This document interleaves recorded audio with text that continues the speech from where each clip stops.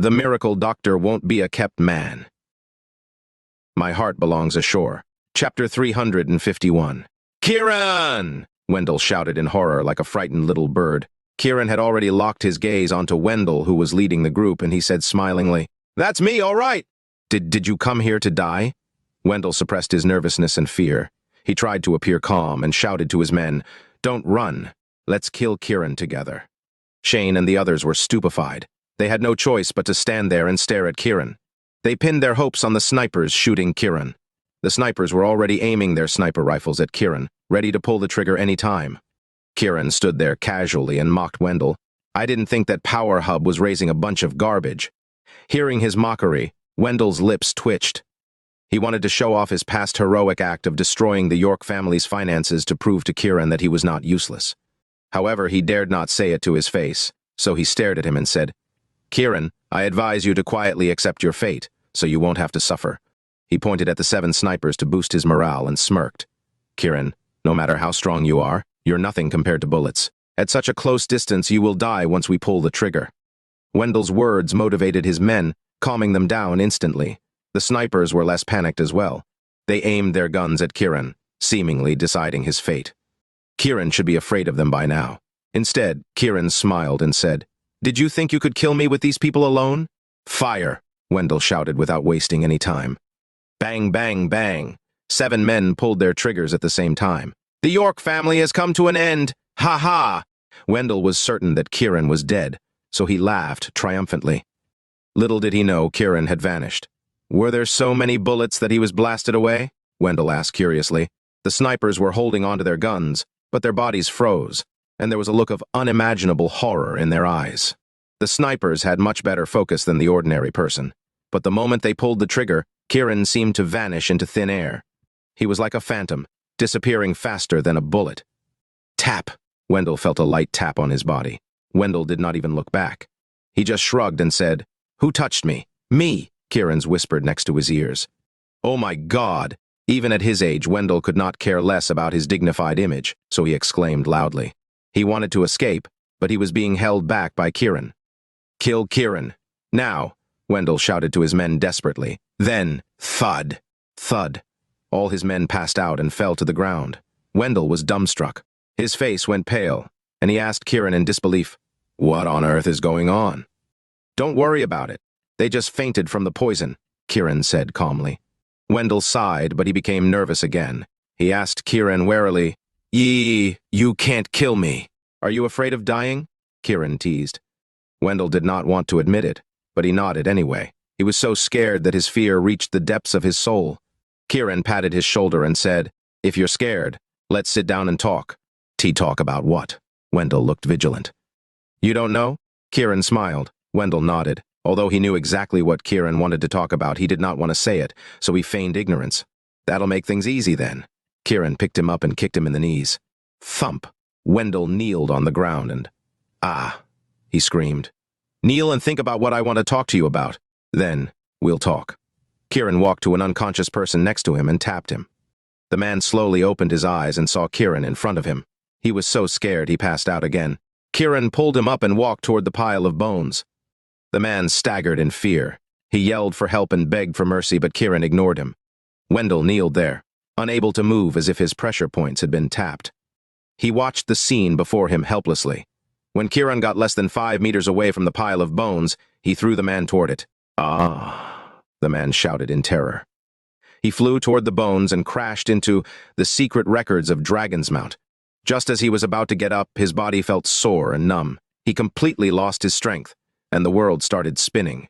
Finally, he plopped onto the bones and died while bleeding from his eyes, nose, ears, and mouth. "Huh?" Wendel nervously exclaimed, his eyes wide open. Kiran smirked as he turned and walked toward another person. Wendel knew that Kiran was using his men as test subjects.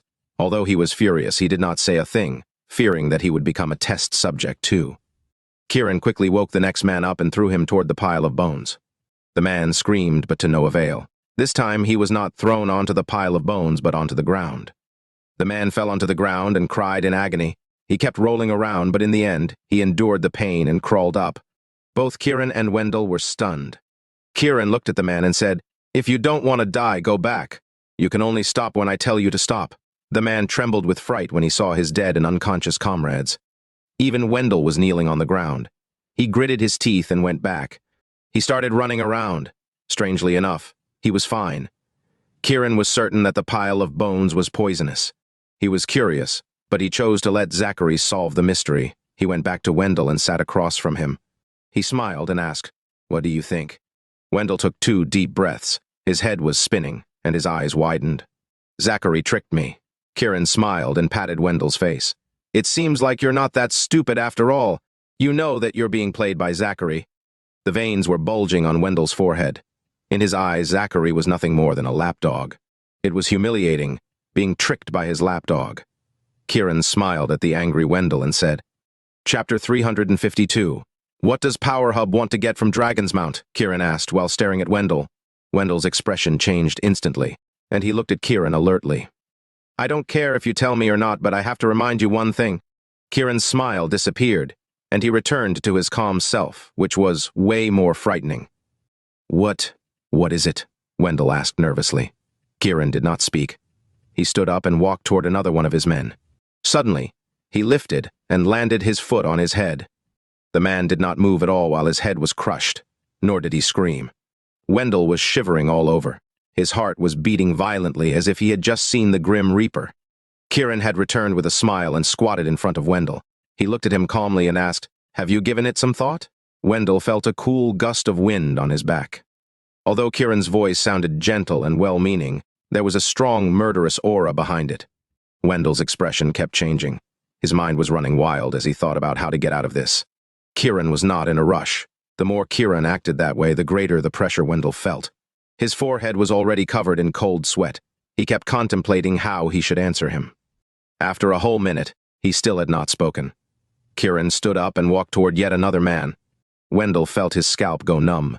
Was he going to kill someone again? Kiran patted the man's face, waking him up. He sat up and stared at Kiran in horror. The man smelled blood, so he turned and saw the corpse on the ground. When he saw Wendel kneeling, he asked, "What are you going to do? Tell me what you know about Power Hub Investment Group. If I'm satisfied, you'll live. If I'm not..." Kiran smiled without finishing his sentence. The man felt as if he had fallen into an ice cellar. His face was pale as he turned to look at Wendel. Wendel was already getting nervous. If his men told Kiran instead of him, he would completely lose his value. His life would be worthless to him. The thought of that made Wendel shout, "It's for the dragon inside." "Dragon?" Kiran raised his eyebrows. Wendel nodded. "Yes, it's said that there's a dragon inside. Power Hub wants Dragon's Mount because they want the dragon to protect them." Kiran was reminded of the photo of the red dragon in the reports, but he pretended not to know about it. He looked at Wendel and said, "Have you seen it?" Wendel shook his head. "I've never seen it. I've only heard about it from Zachary." "Zachary?" Kiran asked. Wendel nodded. "Yes. He said that a dragon was growing inside, so Power Hub hung the family's information on the dragon's horn, hoping to receive energy from the dragon." Kiran frowned. He found it quite strange. "Is that it?" Kiran did not believe that that was all. "That's the reason I kept paying them." Unexpectedly, Wendel said yes. Crack! Without any warning, Kiran broke the neck of the person who had just woken up. He did not even let out a cry before he died. Wendel was trembling all over, staring at Kiran as if he had just seen a ghost. Kiran was calm. He smirked at Wendel and said, "It seems like you still don't want to tell me the truth." I'm telling the truth," Wendel said. Slap, slap. Kiran slapped him twice. "Does that hurt?" "Tui." Wendel spit out a mouthful of blood. "I guess it doesn't." Kiran lifted his hands to slap him again. "It hurts, Tui," Wendel shouted and spat out 2 mouthfuls of blood. Kiran stared at him coldly. "Don't think that I will spare your life just because you know something. I can easily kill you." Wendel was too scared to speak, so he simply nodded. However, he did not understand why Kiran would hit him all of a sudden. He already told him that about the dragon. "The first time Zachary came here was 15 years ago, right?" Kiran asked. Wendel nodded. "Yes. The York family was destroyed 20 years ago, right?" Kiran asked. Now, Wendel understood why Kiran was angry. The timelines did not match up. He quickly explained, "I don't know why the York family was destroyed back then. I just did what I was told." "You just did it?" Kiran looked at Wendel with his electrifying gaze. Wendel knew that he could not say too much. so he tried to feign ignorance. Bam! Kiran had already grabbed his mouth. I'm warning you. If you don't tell me, I'll take away your ability to speak for the rest of your life. Wendel was overwhelmed by fear, feeling as if he was being targeted by ferocious beasts and venomous snakes. Did you participate in the destruction of the York family back then? Kiran stared at Wendel. Wendel's wavering expression was filled with fear, and his body was shaking like a leaf. It seems like you don't want to live anymore, Kiran sneered. He raised his hand and was about to hit him. Wendel cried out loud for mercy. Don't kill me! Don't kill me! If you don't want to die, find a way to save yourself, Kiran said coldly. Wendel's face was pale, and his body was frozen solid. He knew that if he did not satisfy Kiran, he would die a miserable death. He remembered how Hans got all his limbs broken before he died, and he wondered what kind of torture he would have to go through. Mr. Kiran! Wendel was grabbed by the chin. He stuttered and bowed his head, surrendering to him. Kiran let go, and Wendel's body went limp as he almost fell to the ground. He quickly said, I was ordered to come here to cut off the York family's finances. I did not participate in extinguishing your family.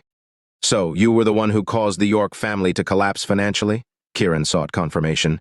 Wendel nervously nodded. Yes, it's me. How did you do it? Kiran asked. At that time, there was a man named Flint York. He was the York family's butler. He managed many of their investments. I bribed him to direct all the York family's money into the development of Dragon's Mount. After that, I called off the investment in Dragon's Mount, trapping all of their funds in that project and causing the York family to fall into a financial crisis. Where's Flint now? Kiran's gaze was burning hot at the thought of the traitor. Dead. He's dead, Wendel quickly said. Kiran was disappointed, but he was even sadder to find out that one of his family members had betrayed them. How tragic was that? Were there any conflicts between the York family and Power Hub in the past? Kiran asked. Wendel shook his head. They did not do any business deals with each other before. Kiran found the situation to be even more strange now. Beep, beep. Then Wendel's phone rang. Chapter 353. When Wendel heard the ringtone, his whole body filled with fear. It was a call from the eldest daughter of the Ludwig family, Lindsay Ludwig. He did not need to answer the call to know that she was calling to ask about his progress in assassinating Kiran. He looked at Kiran warily, silently praying that Kiran would not answer.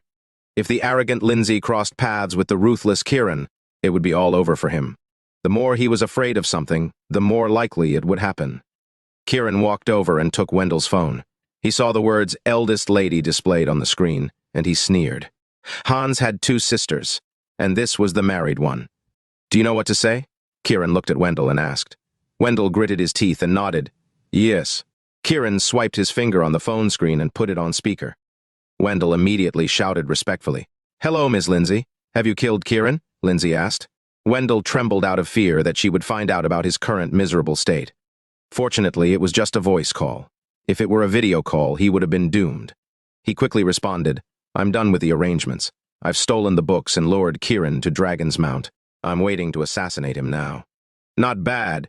You've got some brains. Lindsay seemed pleased. She continued, kill him and bring his body to me. I'm going to preserve his body in formaldehyde. Wendel's soul left his body. He quickly looked at Kiran and noticed that he was calm and smirking. Wendel could not tell what he was thinking.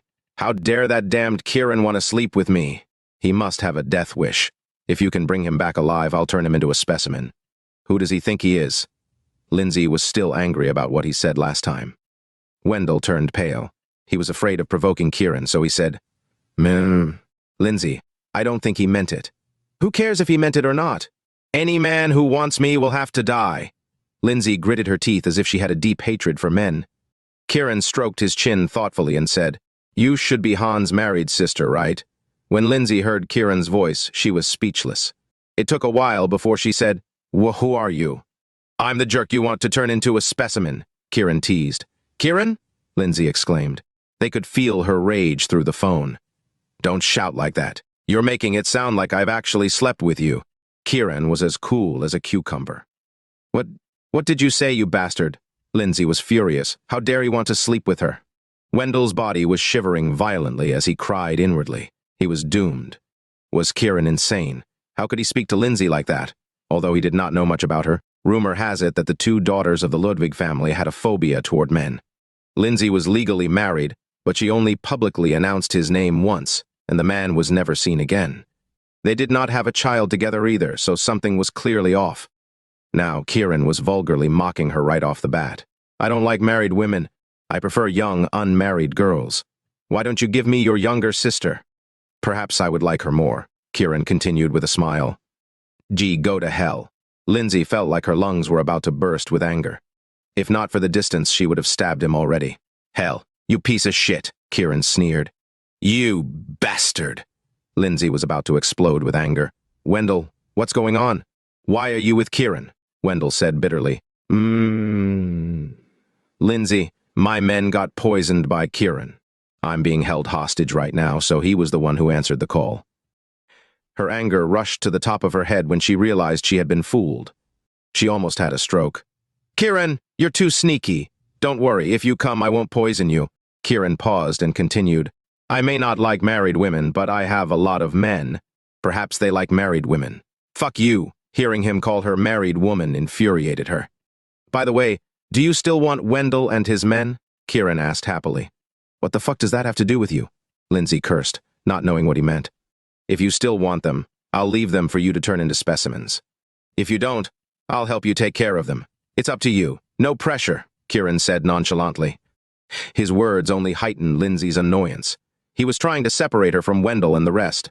She did not mind parting with them, but she was afraid that Wendel would betray her.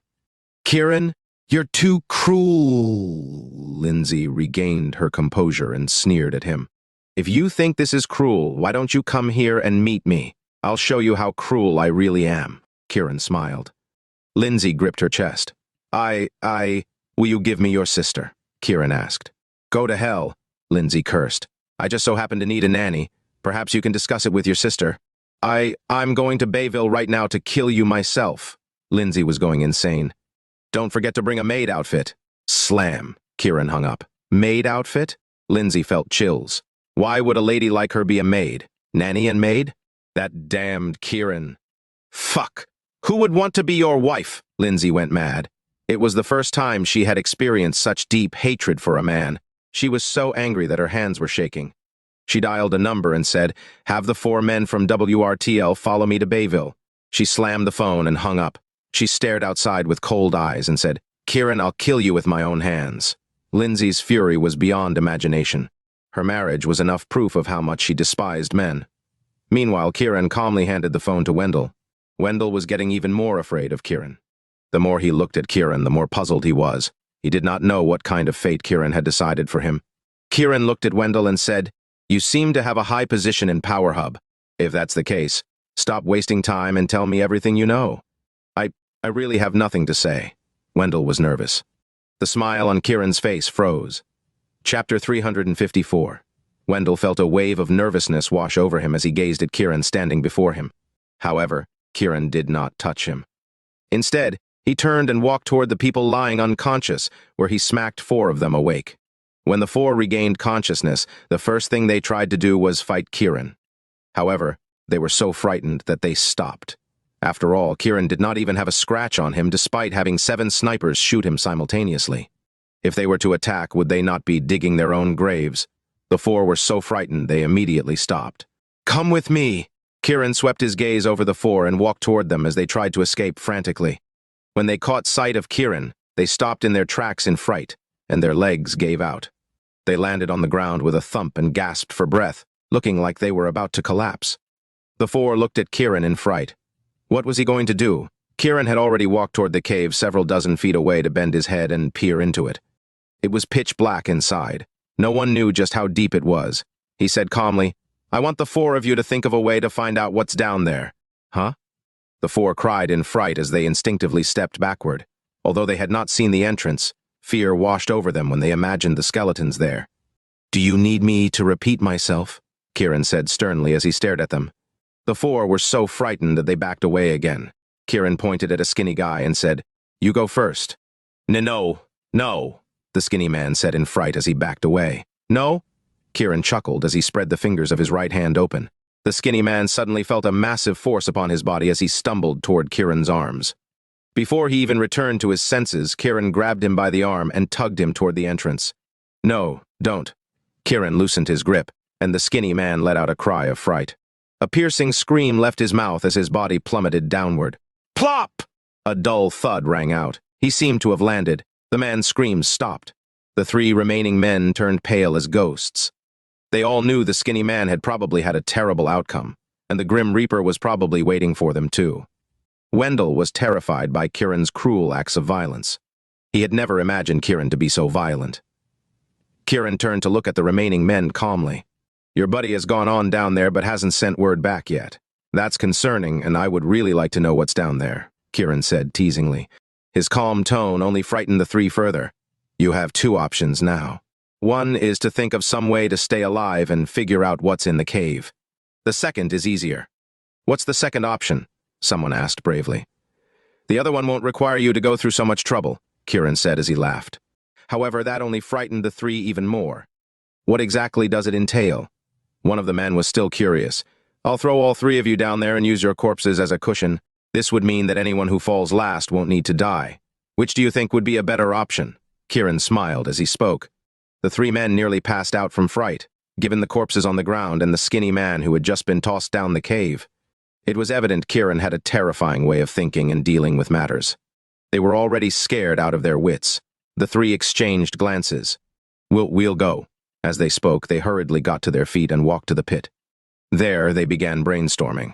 Chapter 355. Kiran did not pay them any more attention and returned to kneel beside Wendel. He grinned and asked, What do you think? I realize the men you brought along today are really useful. What do you think? Wendel gulped when he thought of what was coming and did not dare say anything. Are you thinking that I'm a cruel and violent person who shows no mercy? Kiran asked Wendel while grinning. Wendel's fear of Kiran meant he did not dare answer initially, but then he could not stop himself from saying, You're too cruel. You're massacring the innocent. Kiran laughed when he heard that and stared at Wendel as he said, You've defined it wonderfully. What do you mean? Wendel hurriedly asked. I made a couple of them die and you're claiming that I'm massacring the innocent, right? Yes, Wendel answered. In that case, did you ever think you were massacring the innocent when terrorizing the York family? Did you ever think there were so many people that you killed off generations of a family?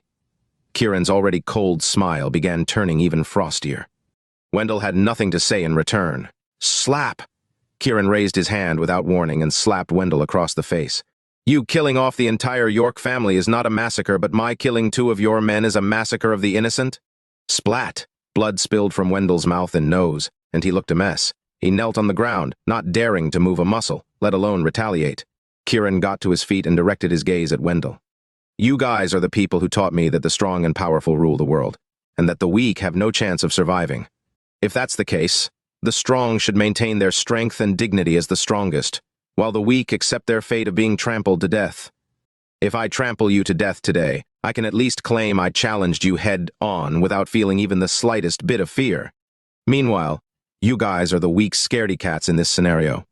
A look of fear and pain appeared on Wendel's face, but he said nothing. Yes, I was disrespectful to Ms. Ludwig just now. I mocked her and looked down on her. That's a right I have as one of the strongest and most powerful people in this world. Do you have the right to be that way?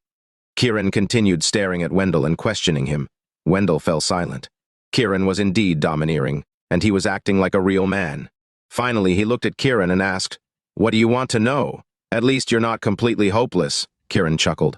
He had treated Wendel's subordinates so violently because he wanted Wendel to fear him and succumb to his threats. That was the only way to get all the information. I want to know everything about Power Hub Investment Group. Kiran stared at Wendel. Countless expressions flitted across Wendel's face as he began hesitating again. Boom! Kiran grabbed Wendel's chin. Ms. Ludwig hates your guts now, and I can kill you anytime I want. Make your decision wisely. Wendel's face looked of pain and despair as he stared at Kiran. For a moment, Wendel felt like a predator had locked its gaze on him. He felt chills wash over him. Countless thoughts ran through his mind. Should he tell Kiran or not? If he did not, there was no doubt Kiran would kill him. However, even if he told him, he would not stay alive for long anyway. He had no idea what decision he should make. I couldn't even tell you would still be one of the Ludwig family's loyal dogs. Kiran chuckled before saying, One last chance. Chapter 356. Last chance. Wendel shuddered, thinking to himself this was where his life ended. He turned to Kiran and asked timidly, What, will you really spare me my life if I give you the information? I won't be the one sparing you your life. Kiran said calmly. Wendel did not despair. Rather, he immediately understood this was a card he could play in exchange for his life. Of course, I won't believe everything you tell me. If what you say interests me, I might let you live as I take my time in proving them true. Kiran extended an olive branch, laying out his terms and conditions as he did so. To him, there was no doubt Wendel knew plenty about Power Hub Investment Group since he worked there as a butler. He might be unable to tell him everything he knew in one go, but he could spare him his life and squeeze every last bit of information out of him. He would be like a juicer. Kiran had plans of his own. Wendel had no idea what Kiran was planning, but he was thinking of ways he could survive. Right now, his life was in Kiran's hands, who had no qualms about killing him. In the end, he turned to Kiran and said, "Mr. Kiran, I am a mere butler working for Power Hub Investment Group, and I am in charge of the group's outer workings. There are 3 other men just like me, totaling 4 of us." Just like him? The Ludwig family was something else. A glint of interest appeared in Kiran's eyes. However, he put on a calm front and waited for Wendel to continue speaking. Wendel knew he had set down a path of no return and continued. US 4 butlers all made important contributions in the industries that Power Hub Investment Group invested in. We were appointed butlers as a reward. I am mainly in charge of Power Hub Investment Group's trivial external affairs, but the majority of my responsibility lies within the family's inner workings. The other 3 butlers were in charge of publicity, minor venture capital, and safety. Compared to them, my role is the most insignificant. Wendel gazed at Kiran as he spoke. Kiran's brows furrowed together slightly. So Power Hub Investment Group was so stringent. Looks like they were a tree with strong and massive roots. How did you end up becoming a butler, Wendel? You didn't cause the York family's supply chain to break apart, did you? Kiran cut to the chase. That startled Wendel, and his entire body tensed up in fright. However, he hurriedly nodded and answered, "That's exactly it." Kiran's heart skipped a beat. If he were to base everything on Wendel's self-report, had his destroying the York family only been enough to earn him a position as the most insignificant butler? What about the 3 remaining butlers? How powerful were they? Kiran could not believe it, and he felt his pressure mounting. "I have no idea just how powerful Power Hub Investment Group is, Mr. York," Wendel said, seemingly reading Kiran's mind. Kiran was stunned, but he did not say anything. He merely looked at Wendel and waited for him to continue. "However, I know it is extremely powerful, and that I am an insignificant member of the group that you can kill without repercussions. I have another suggestion, though." Wendel gave Kiran a hesitant look as he spoke. "What do you suggest?" Kiran asked as he stared at Wendel. "I would suggest that you not kill Ms. Ludwig when she arrives. Instead, you could use her to gain more information," Wendel suggested. That sounded tempting to Kiran, but he soon regained his composure and replied, "That's my business. You don't have to get involved." Wendel hurriedly nodded. I was too nosy. "Are there any other children in the Ludwig family other than Hans and the 2 daughters?" Kiran asked. Chapter 357. "I'm not sure about the specifics, but I think there are." Wendel spoke speculatively. "What do you mean, you think? Is that a yes or no?" Kiran asked, displeased. "Yes, probably. Probably." Wendel hurriedly nodded. The patriarch of the Ludwig family had countless admirers when he was younger, and he sowed plenty of wild oats during those days. There's no way he only has 3 children, but I have no idea exactly how many he has or where they are now. Kiran had been staring at Wendel when he said that, and the man had sounded thoughtful as he spoke. He obviously had no idea, and he concluded the man was not lying. "What does the other daughter do?" "The other daughter went missing when she was a kid, and they never found her," Wendel answered. "Missing?" Kiran asked, confused. "Yes, she went missing. She was only a couple of months old when she went missing. The Ludwig family did everything they could to try and find her, but they couldn't do it, I suspect." "What do you suspect?" Kiran asked. "I suspect that someone was arranged to kidnap her. Given the Ludwig family's power, it would have been difficult to kidnap her," Wendel speculated. "Did you guys not try looking for her over the years?" "Yes, we did. We've been searching for years, but we've never gotten anything. The Ludwig family has gotten into plenty of arguments over the years over this matter, to the point where the Sir and Madam now sleep in different rooms." "Different rooms?" Kiran asked in surprise. Wendel nodded. "That's right. In that case, how did Hans come to exist?" Kiran asked in surprise. "Hans was born to other members of the Ludwig family and was adopted by the patriarch. He is not the biological son." Kiran marveled at the oddities of the Ludwig family. It was difficult to discern their next move. After a moment's silence, he turned to Wendel and asked, "What defining characteristics does that missing daughter have?" "I don't have the right to know," Wendel said as he smiled bitterly. Then he added, "However, I don't think calling her a missing daughter is accurate. After all, the Ludwig family is a well-established family that takes good care of their children. How could they just lose a child?" "So, you think she was kidnapped?" Kiran asked to confirm. "That's what I suspect," Wendel nodded. "However, this incident occurred the same year the York family was destroyed. Isn't that a little too coincidental?" Kiran's brows furrowed themselves together, a confused look in his eyes. Could someone have taken revenge on the Ludwigs on behalf of the York family? If that were the case, who was that person? His curiosity about the missing Ms. Ludwig intensified. "What else do you know?" Wendel opened his mouth, but he did not say anything. "You won't be dying today because I need to verify the truth of what you just said. You'll get to remain alive while I'm still verifying your statements," Kiran promised. "Thank you, Mr. York," Wendel said as tears of joy rolled down his face. He would not be dying today. He had nearly died from fright. Kiran never hesitated when it came to killing someone. He made up his mind then and there that he would work hard to ensure he remained alive. "However, you still need to die now," Kiran said abruptly. "Huh?" Wendel cried out in fright, a shocked look on his face. "A fake death." As Kiran spoke, he raised a hand and brought it down against the back of Wendel's neck.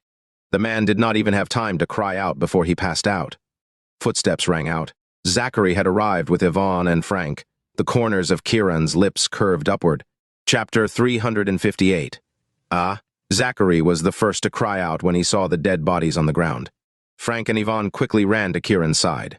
"Mr. Kiran, you all right?" Frank asked with concern. Yvonne was already holding Kiran's arm, scanning his body as she checked for injuries. "I'm fine. They're just a bunch of weaklings," Kiran replied calmly. Yvonne sighed in relief and, embarrassed, let go of Kiran's arm. Kiran looked at her pale face and smiled. "You're sweating." Yvonne immediately raised her hand to touch her forehead. It felt slightly damp. The tension of the journey and the sight of the dead bodies had made her break a sweat. Am I all better now?" Yvonne asked with inexplicable joy, realizing it was her first time sweating. Kiran shook his head. "Not yet." Disappointment washed over Yvonne's face. "But you will be," assured Kiran. Yvonne's face immediately lit up with hope, and she even subconsciously tightened her grip on Kiran's arm. "Mr. Kiran, did you kill them all?" Zachary's voice rang out, filled with confusion and a need for confirmation. Yvonne stood to the side, not wanting to bother Kiran. Kiran smiled at Zachary. "Sorry about that. I got a bit angry and just took care of them all. It cuts off your revenue stream, though." At Kiran's carefree attitude, Zachary felt a strange mix of emotions but nodded immediately. There must be a reason for what Mr. Kiran did. "I'm not sure if there's a reason, but I am curious," said Kiran as he stared at Zachary. "Curious about what?" Zachary frowned. "How did these skeletons get here?" Kiran pointed at the bones on the ground. Zachary immediately saw the corpses, all with 7 fatal wounds, bleeding out lying there, the typical aftermath of death. He calmly nodded and answered, "I don't know. It's like what I told you before. Many people come here and end up dead. The exact reasons are unclear. But why didn't you die?" Kiran wore a pensive expression. "I don't know. I've been wondering about that myself." Zachary still looked puzzled. Kiran slightly nodded. "I think you have no idea about that either." After that, he suddenly grabbed Zachary without warning. "Ah," Zachary exclaimed, instinctively trying to struggle, dropping everything he had with him. "Die. Don't panic. I'm not going to kill you. I'd like you to test something and see if you'll." While Kiran said that, he lifted Zachary and headed toward the pile of bones. The calm expression on Zachary's face disappeared and was replaced by a pale, terrified expression. "Don't go. We'll all die." Kiran thought the pile of bones was poisonous, but it did not affect him. Thus he smiled and said, "Don't worry, I won't die, but I don't know if you will." He continued dragging Zachary along. "Kiran, please spare me!" Zachary's legs flailed, his hands grasping at the empty air as he cried.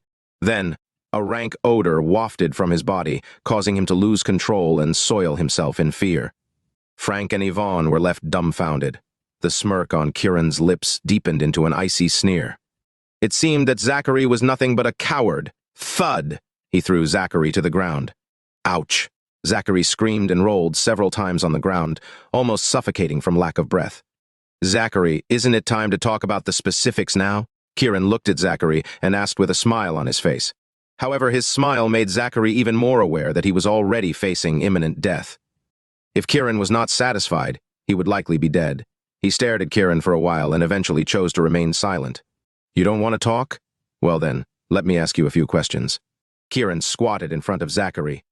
The people from the School of Venom haven't given you the antidote today, have they? Huh? Zachary's eyes were wide open with surprise. Frank, who heard that, looked completely dumbfounded. Kiran waved at Yvonne. Come here. Yvonne did not understand what Kiran meant and hurried over. Without saying a word, Kiran carried her in his arms and walked toward the bones. When lifted up, Yvonne was initially nervous and flustered, but it also wrapped her in warmth and sweetness. Then she was momentarily startled when she saw where they were heading. Was he going to use her for an experiment? Did he not care if she lived or died?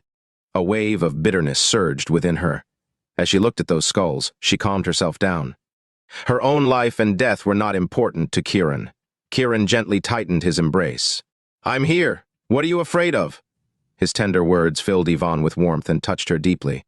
Yvonne reached out and hooked her arms around Kiran's neck. Kiran, is there any danger? Should I go by myself instead? Kiran was slightly moved. Yvonne was very concerned about him. She did not want him to be in danger. Don't worry, I'm a doctor. I'm not afraid. With a faint smile on his face, he headed toward the bones at a quicker pace. Zachary looked utterly bewildered, not understanding Kiran's intentions. As for Frank, he had already figured out that those skeletons had deadly poison from the School of Venom. Or perhaps it was the snake venom from that snake. However, he did not understand what was going on. Kiran walked up to the bones and kicked them with his foot. He even kicked over one of the freshly deceased, surprised to see the person's back already rotting while the bones remained intact. Yvonne saw the disgusting sight and smelled the foul odor. It nearly made her vomit. She quickly threw herself into Kiran's arms, too afraid to look. Kiran held her tightly. Yvonne nestled in Kiran's arms like a little bird. This was what she had longed for. Kiran continued holding Yvonne as he circled back around the bones. Zachary sat on the ground. His eyes were filled with confusion and curiosity. He thought Kiran would die, but he was perfectly fine. He was completely baffled by Kiran's actions. When Kiran returned with Yvonne and placed her on the ground, he turned to look at Zachary. Zachary quickly sat up straight and looked at Kiran. Mr. Kiran? I took a walk and nothing happened. How about you stroll over there? Kiran asked jokingly. Zachary's head shook like a tambourine. Mr. Kiran, I'm scared. Yvonne's a woman. She wasn't even afraid. What's an old geezer like you afraid of? Kiran sneered. Zachary was suddenly at a loss for words. He opened his mouth a few times but was unable to say anything. So, do you want to talk now or not? Kiran stared at Zachary coldly. His patience was wearing thin. Zachary felt like a fierce beast was targeting him. He grew even more afraid. It seemed like he was caught in a strong dilemma, hesitating whether to speak up. Kiran was running out of patience. Chapter 359. Frank, just toss him over. Kiran could not be bothered to do it himself and instructed Frank. Frank was now filled with anticipation and eagerness to find out the reason. He was even eager to see his master's golden dragon. After all, he had been raising it for many years. However, when he heard Kiran's command, he did not hesitate and walked over, ready to pick up Zachary. Zachary was completely nervous and afraid this time. He knew if he was thrown over, he would be dead for sure. He waved his hands repeatedly and pleaded, No, please, I don't want to die yet. Frank ignored Zachary's cries and pleas. He reached out to grab him. He'll only come at night, Zachary in his panic explained to Kiran. Frank paused and turned to look at Kiran. Kiran raised an eyebrow and looked at Zachary. Who's coming? I don't know him, but this person meets with me every year on this day. He always comes at night and silently kills those who come with me. Then, he gives me the antidote and asks me to do my research here. How? Kiran pressed. It's just putting together the photos he gives me with my own knowledge to write up the research materials, Zachary nervously replied. The photo of the red dragon, Kiran verified. Zachary nodded. Yes, that little dragon. Power Hub Investment Group gave you so much money just for this research material? Yes! What's the point? Kiran could not figure out the reason. They put Power Hub Investment Group's materials on that dragon and harnessed dragon energy for growth. Harness the dragon energy for growth, sneered Kiran. What he said was the same as Wendel. Did you put it on the dragon? Zachary shook his head. I haven't gone down there. I don't know. Then, how do you know about that dragon? Kiran coldly questioned. That person told me about it, Zachary immediately explained. Kiran glanced at the time. What time will he arrive tonight? Probably around 8 o'clock, Zachary quickly replied. Bang! Kiran's palm struck Zachary's neck, and he passed out on the spot, leaving only Kiran, Frank, and Yvonne. Mr. Kiran, what do we do? Asked Frank. Frank, Does the School of Medicine have anyone else who can control the golden dragon? Frank shook his head. I have no idea. At that time, besides me and my master, no one else could control it. He paused for a moment and added, On the day my master was killed, I personally cremated him and buried his ashes. Kiran furrowed his brows tightly. Frank's explanation undoubtedly suggested that his master had truly died and could not have faked it. If that was the case, would this not be incredibly sinister? Could it be that there's still someone secretly raising this golden dragon? Yvonne asked. Frank shook his head, indicating that he did not know. Kiran turned to look at Yvonne. What you said might be the truth. Yvonne blushed at Kiran's praise as she recalled him carrying her in his arms just now. She felt a combination of complexity and nervousness. Mr. Kiran, who could it be then? Frank turned to look at Kiran, frowning in thought. Back then, besides my master, I was the only one who could come and go and the only one with the key. That's impossible. If I'm not mistaken, this golden dragon is likely someone else's venomous serpent, controlled by its true owner. You guys just seem to be raising it for show, Kiran voiced his speculation. It can't be? Frank was astonished, finding it hard to believe, feeling quite shaken. After all, the School of Medicine was no ordinary school. How could such a thing happen? Did that mean he was a fool? We can't say for sure now. We can only speculate. If that person comes tonight at 8 o'clock, we'll have our answer. What do we do now? Frank noticed that it was still early and asked curiously. Take Yvonne back, then come back here, suggested Kiran. I'm not leaving. Yvonne appeared to be very anxious. She shook her head vigorously, looking at Kiran with pleading reddened eyes, as though she was on the verge of tears. The remaining matters here aren't suitable for you. Frank and I can handle it, explained Kiran. No, I want to stay. I want to know why I'm unharmed. Yvonne's attitude was remarkably firm. Mr. Kiran, I need to step out for a moment. Frank, sensing Yvonne's affection for Kiran, found an excuse to slip away, refusing to be in their way. Kiran wanted to call Frank back, but he ran away as fast as a rabbit. Anyway, in your eyes, I'm inconsequential. If I die here, you'll be relieved and at peace, won't you? Yvonne spoke with a hint of resentment when she noticed only the two of them left. How could Kiran not understand her thoughts? He took a deep breath and said firmly, There's no future between us. Yvonne's delicate body seemed as cold as ice, trembling slightly. Her face was pale as she looked at Kiran. Her desperate look and fragile, delicate frame was surely the best remedy to melt any man's heart. However, Kiran nodded decisively. His tone was firm as he said, My heart belongs only to Snowzander. Yvonne's eyes welled up slightly, and she forced herself to stay calm as she replied, I get it. I just want to understand why. And you could take my life whenever you please. You harbor a deep hatred for the three big families, after all. Kiran actually wanted to say that with the matters of the Imperial Dragon and Power Hub Investment Group coming to the surface, he would not let the damned people from the three big families off the hook, but his hatred had diminished a lot. Especially the sick woman, Yvonne, in front of him, who came here every year to fast for a month for the York family. It was evident she had a kind heart. How could she be capable of murder? You silly girl, Kiran blurted out. Yvonne's heart trembled, and her tears poured down like rain. I am silly. I'm willing to be silly. She could not continue as she was choked with sobs. All right, you can stay. Kiran reached out and patted Yvonne's shoulder. Kiran. Yvonne opened her arms and hugged Kiran tightly, pressing herself against his chest as though she wanted to become a part of him. However, Kiran kept his hands open. He did not hug her. He did not want to waste her feelings since he could not give her love. Snow was the only one he loved in his heart at this moment. Even if her mother left a marriage contract, he did not care about the beautiful Lillian. He would be firmly set on breaking off the engagement, let alone with Yvonne. Despite her disappointment, Yvonne loved him even more earnestly. Her heart brimmed with intense anticipation. Ah! Out of the hole came a sudden cry. Startled, Yvonne let out a yelp, clutching Kiran even tighter. Kiran already knew whose voice it was. He quickly walked over, holding Yvonne as they hurried along. Chapter 360. Kiran went to the pit's edge and peered into the darkness. The constant cries from below created a tense and frightening atmosphere that made people's hair stand on end. Whoa, what's going on? Yvonne's gaze darted to Kiran nervously. It's all right. He gave her a reassuring pat on the back, then squatted down. What's down there? Snakes! So many snakes! The terrified screams of the three men came from the depths. At the mention of snakes, Yvonne instinctively thought of the thick golden dragon and trembled violently. She would have slumped to the ground if Kiran had not caught her. Wait here for me, Kiran said softly. Yvonne nodded and stepped aside. "Be careful."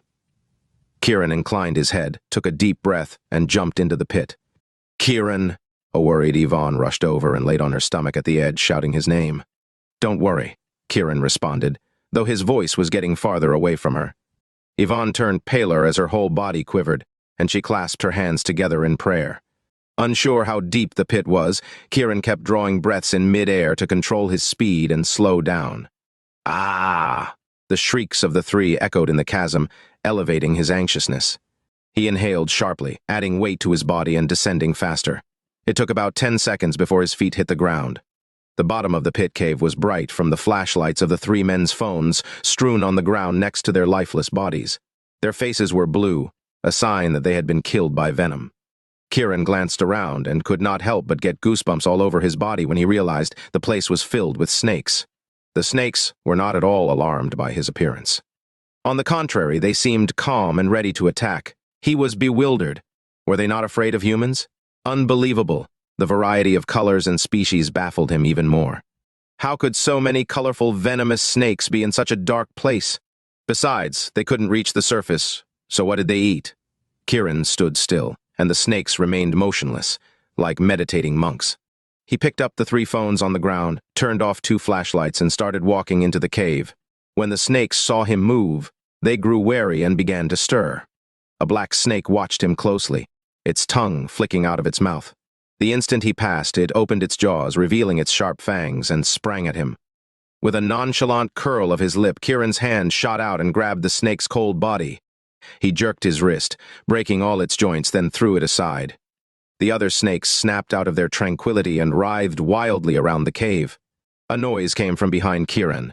He turned and saw the snakes fighting to eat their dead companion's carcass. His face hardened. Apparently, these snakes survived by devouring their own kind. He was appalled by their ferocity and murderousness.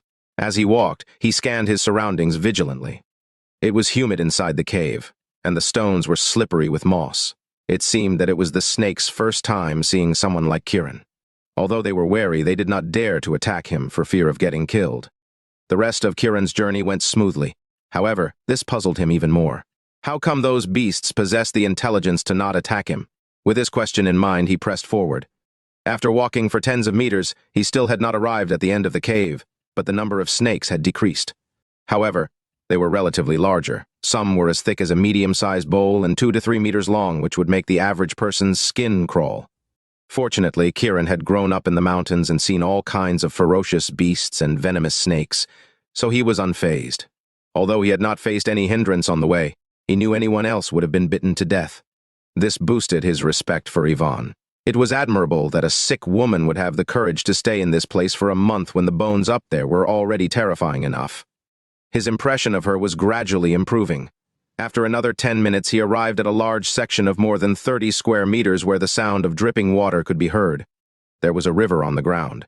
It was more than 1 meter wide, and the water was deep and crystal clear. Kiran drew closer and sniffed it. It emitted a stench, likely caused by snake venom. To his astonishment, there were fish in the water, many of them at that. He recalled the increasing size of the snakes he had seen along the way and figured out the situation. The snakes needed food, so to survive, the ones outside would venture inward boldly, only to end up being eaten. When the small snakes were eaten by the big snakes inside, the latter would only grow larger. Ultimately, the snakes that were too scared to come in could only eat each other. Kiran could not help but shake his head and sigh. The laws of survival of nature were truly fascinating. He pointed his flashlight at the river, illuminating its winding and curving shape like a dragon crawling along the ground. In the easternmost direction, there were 2 erected pillars that looked like dragon horns, and on each horn hung a red pouch. Remembering what Wendel had said about the Ludwig family's information being hung on the dragon's horn, he hurried over to the pillars in anticipation.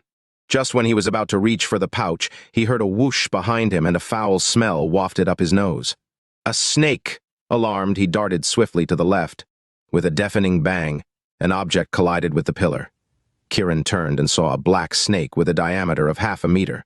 It waved its head that had just hit the pillar from side to side, then raised it rapidly and bared its deadly jaws at him. This was the largest snake he had come across in this cave. Kiran sneered. "You asked for it, beast." Unable to understand him, the snake pounced on him. He jumped up to dodge its attack and landed a backhand across its head. Smack! He felt his palm go numb. The black snake lifted its head vigorously before bringing it down, but the tip of its tail shot up and thrust toward Kiran like an unsheathed sword. Nice reflexes for a beast. Kiran flung his hand out, sending a silver needle flying toward the tail. Ding! A clear sound of impact rang out, but the silver needle was knocked aside instead of penetrating the black snake's body.